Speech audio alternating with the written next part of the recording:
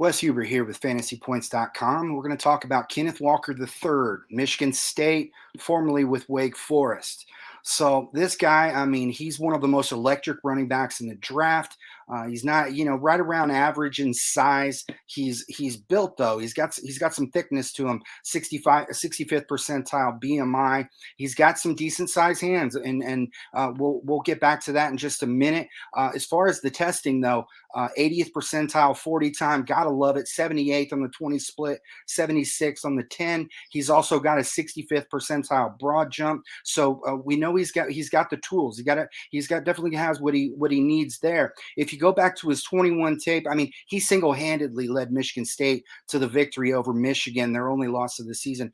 He blazed past the Wolverines on his final 15 carries there in week 9. Ended up putting 195 yards and 5 touchdowns on them in total. But here we have it. This guy has the most impressive wiggle with balance, not unlike Brees Hall, and at the very top of the class. Consistently turn broken plays into gains. A lethal spin move. Change of direction is sudden. The kind of running back that is bottled up on a few runs and then explodes for a big game.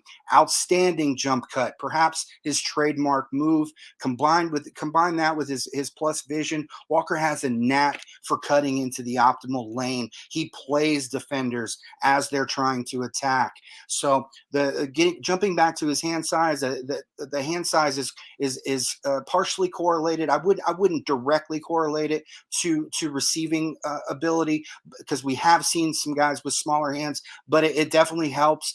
He only caught 17 passes during his entire college career, and that's an issue. 2 drops, so no big issues there. But before we try to write him off as a receiver, understand he caught 64 balls when he was in high school and 16 touchdowns. And then if we look at what happened this past year with Michigan State, he ran the ball 25% more than the routes that he was tasked to run. So I think the potential is there. He was just so dominant as a runner that Wake and Michigan State, they chose to save his touches for handoffs.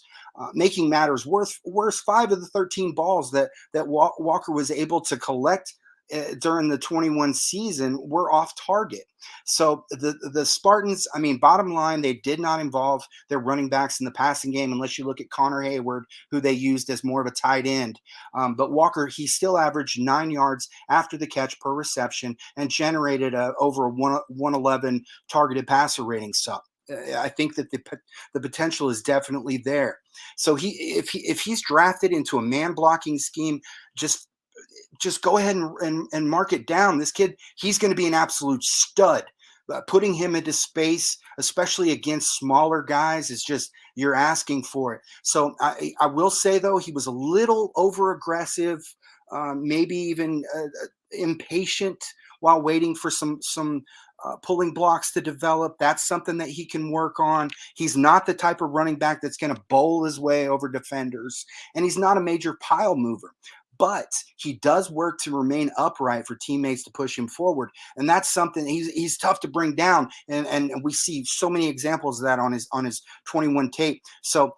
But the one thing we saw that he got banged up in one game, and due to his complete reliance on speed, he will run into the risk of any type of lower body injury sapping his effectiveness. So that's something that would be a concern down the road. But he hasn't been injured yet, so there's no concerns there as far as lingering or scar tissue, lingering issues with former injuries or scar tissue or anything like that. So.